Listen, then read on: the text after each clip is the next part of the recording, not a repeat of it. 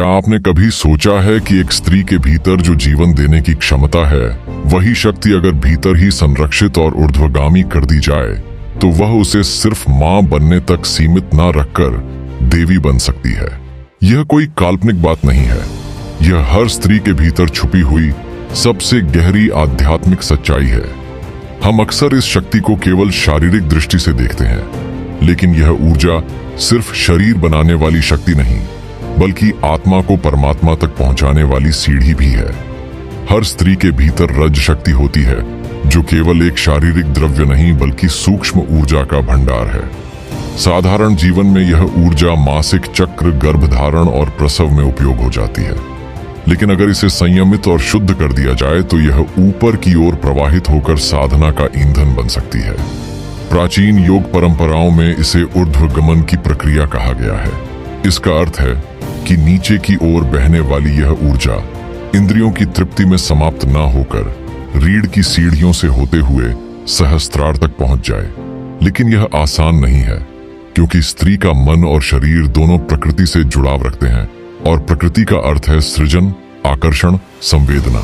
इसीलिए ब्रह्मचर्य का पहला चरण है अपने शरीर को समझना, उसकी लय को पहचानना, अपने आहार, अपनी दिनचर्या और अपनी सोच को इस तरह ढालना कि ऊर्जा का अपव्यय ना हो।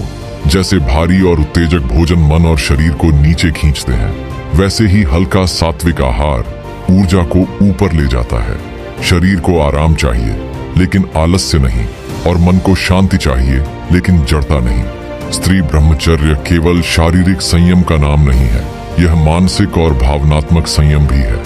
जब कोई स्त्री अपने मन को वासनात्मक विचारों से बचाती है, जब वह आकर्षण को केवल बाहरी रूप में नहीं बल्कि आत्मिक सौंदर्य में देखने लगती है, तब उसका चित्त धीरे धीरे शुद्ध होने लगता है। इसका मतलब यह नहीं कि जीवन में प्रेम नहीं होगा, बल्कि प्रेम का अर्थ बदल जाएगा।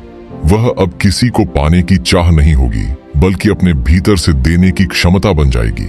इस यात्रा में सबसे महत्वपूर्ण है जागरूकता। अपनी हर क्रिया, हर विचार और हर भावना पर नजर रखना। जब मन में कोई कामना उठती है तो उसे दबाना नहीं, बल्कि देखना, समझना और धीरे धीरे उसे बदल देना। यह परिवर्तन रातों रात नहीं होता, लेकिन एक एक दिन करके मन अपने आप संयम में आने लगता है। योग की दृष्टि से जब रज शक्ति को रोका जाता है और साधना के माध्यम से उसे ऊपर ले जाया जाता है, तो वह ओज में बदलती है। ओज केवल चेहरे की चमक या आवाज की मिठास नहीं, बल्कि वह आभा है जो भीतर की शक्ति के कारण प्रकट होती है। इसे कोई छू नहीं सकता, कोई चुरा नहीं सकता। यह आपका सबसे अमूल्य खजाना है, और जब यह ऊर्जा ऊपर उठने लगती है तो जीवन के छोटे छोटे सुख दुख भी अपना असर खोने लगते हैं। स्त्री अब केवल समाज, परिवार या रिश्तों के दायरे में नहीं बंधी रहती, वह अपने भीतर की देवी को देखने लगती है।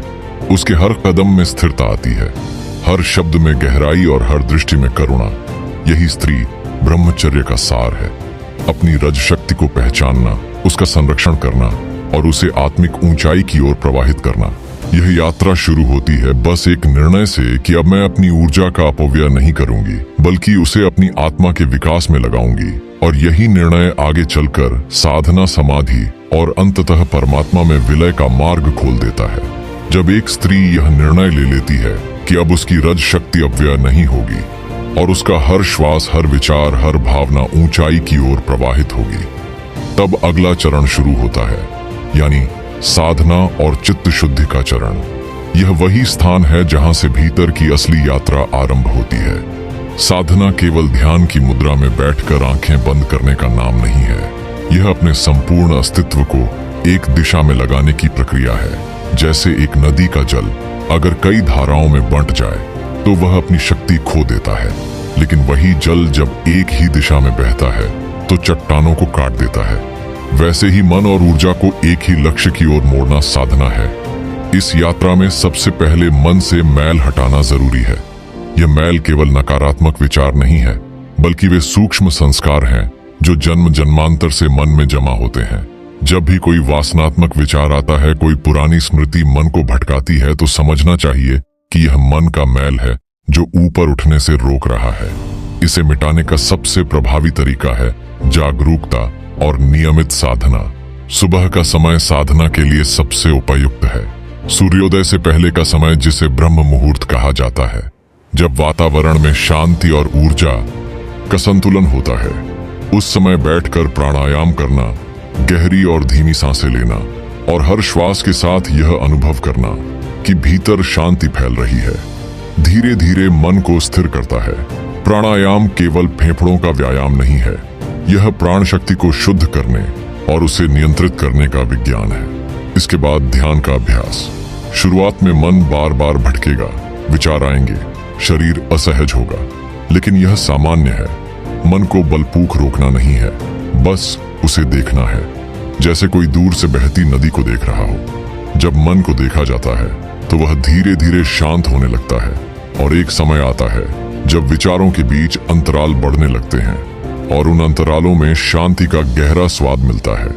यही चित्त शुद्धि का पहला संकेत है। मंत्र जप भी इस प्रक्रिया में अत्यंत सहायक है। मंत्र का अर्थ केवल शब्दों का उच्चारण नहीं है, बल्कि वह ध्वनि तरंग है जो चित्त की गहराई तक पहुंचती है। जब कोई मंत्र निरंतर जपा जाता है तो वह मन के अवचेतन में उतरकर पुराने संस्कारों को धीरे धीरे धो देता है।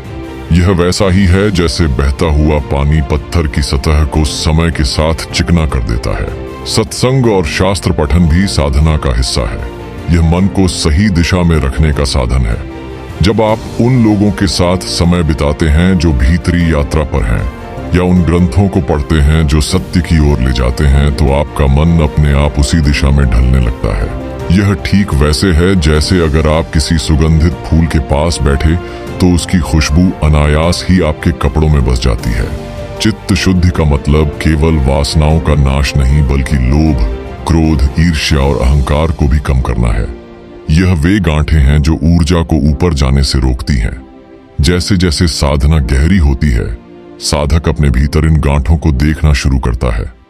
पहले पहल इन्हें स्वीकारना कठिन लगता है, क्योंकि अहंकार इन्हें ढक देता है, लेकिन साधना का प्रकाश इतना तेज होता है कि यह छिप नहीं पाती। दिनचर्या भी साधना का हिस्सा है। एक संयमित दिनचर्या में शरीर, मन और आत्मा का संतुलन बना रहता है। समय पर उठना, समय पर भोजन करना, शारीरिक श्रम करना और समय पर विश्राम लेना, यह छोटे छोटे नियम चित्त शुद्धि में बहुत मदद करते हैं। जब जीवन में अनुशासन होता है तो मन में स्थिरता आती है और स्थिर मन ही समाधि की ओर बढ़ सकता है। धीरे धीरे साधना से मन का चेहरा बदलने लगता है। पहले जो विचारों का तूफान था वह अब हल्की लहरों में बदल जाता है। भीतर एक अनहा सुकून महसूस होता है, जैसे किसी लंबे सफर के बाद आप अपने घर के दरवाजे पर पहुंच गए हों। अब साधक केवल बाहरी जीवन में नहीं जीता, वह भीतर की दुनिया में भी जीना सीख जाता है। यही वह अवस्था है जहां से आगे समाधि की ओर कदम बढ़ते हैं। चित्त जब शुद्ध हो जाता है तो वह दर्पण की तरह हो जाता है, जिसमें सत्य का प्रतिबिंब साफ साफ दिखाई देता है। और जब यह प्रतिबिंब इतना स्पष्ट हो जाए कि साधक उसमें खुद को भूल जाए, तब समाधि का द्वार खुलता है। जब चित्त शुद्धि का काम पूरा हो जाता है, जब मन का पानी इतना साफ हो जाता है कि उसमें कोई लहर नहीं, तब साधक एक नए मोड़ पर खड़ा होता है। यह वह मोड़ है जहां से समाधि की ओर यात्रा शुरू होती है। यह यात्रा उतनी ही अद्भुत है जितनी कठिन, क्योंकि यहां तक पहुंचते पहुंचते मन का स्वरूप ही बदल चुका होता है। समाधि शब्द सुनते ही अक्सर लोग इसे किसी चमत्कार या असाधारण शक्ति से जोड़ते हैं, लेकिन असल में यह एक स्वाभाविक अवस्था है। यह वह क्षण है जब साधक अपनी देह, अपने विचार, अपनी पहचान से परे चला जाता है। मानो कोई नदी समुद्र में मिल जाए और फिर कभी नदी न कहलाए, बस समुद्र बन जाए। साधना के प्रारंभिक चरणों में ध्यान में बैठते समय शरीर का बोझ महसूस होता है। विचार आते जाते रहते हैं, लेकिन चित्त शुद्धि के बाद यह सब धीरे धीरे मिटने लगता है। सबसे पहले साधक को अनुभव होता है कि शरीर जैसे हल्का हो रहा है। यह कोई कल्पना नहीं, बल्कि ऊर्जा का वास्तविक परिवर्तन है।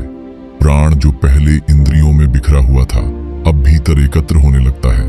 यह एकाग्र प्राण शक्ति शरीर को स्थिर कर देती है। अब बैठना कोई मजबूरी नहीं रहता, बल्कि शरीर स्वयं स्थिर हो जाता है।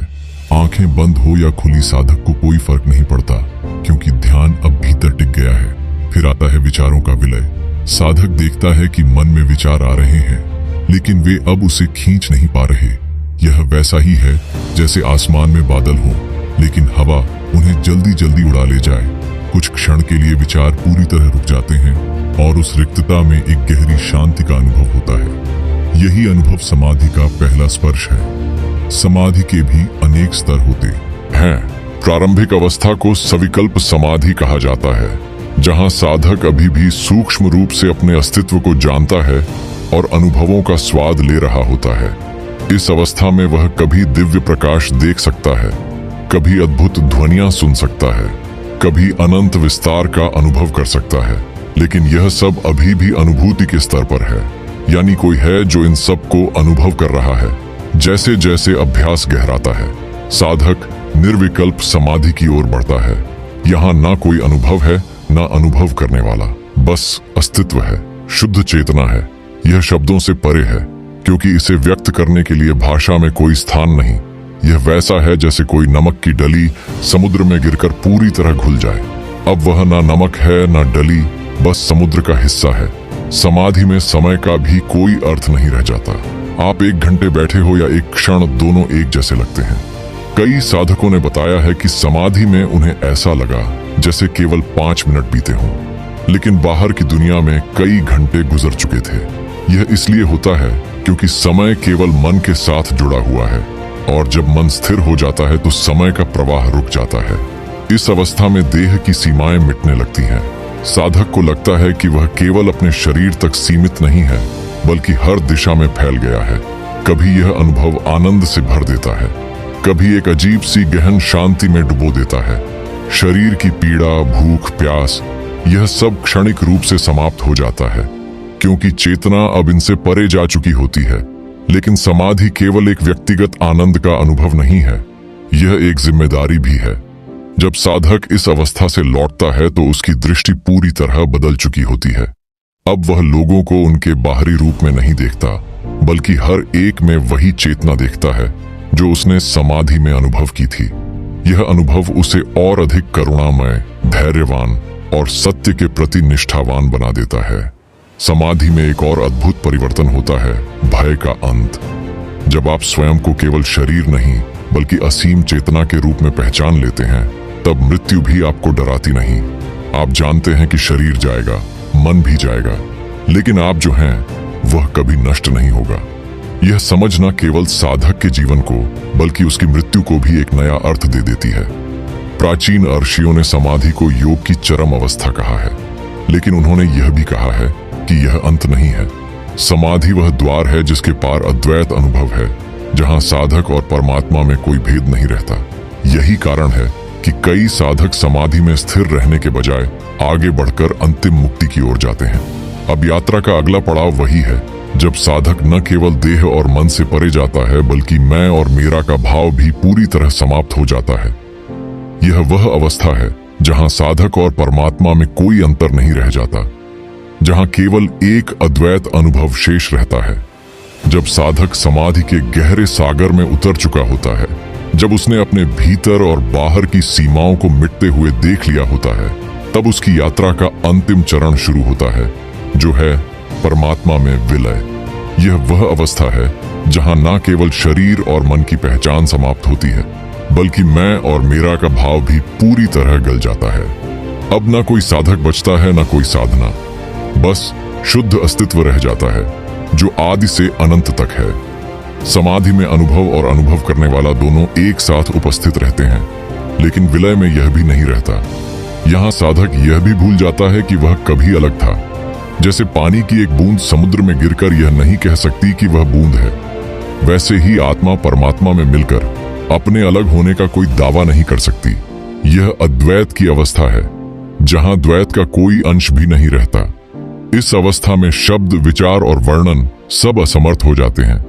आप किसी को समझा नहीं सकते कि यह कैसा है। जैसे कोई व्यक्ति जिसने कभी मिठास का स्वाद नहीं छका, उसे शहद के बारे में बताने की कोशिश करें, वह सुनेगा, लेकिन असली स्वाद का अनुभव तभी होगा जब वह स्वयं छकेगा। विलय का अनुभव भी ऐसा ही है। यह केवल जिया जा सकता है, कहा नहीं जा सकता।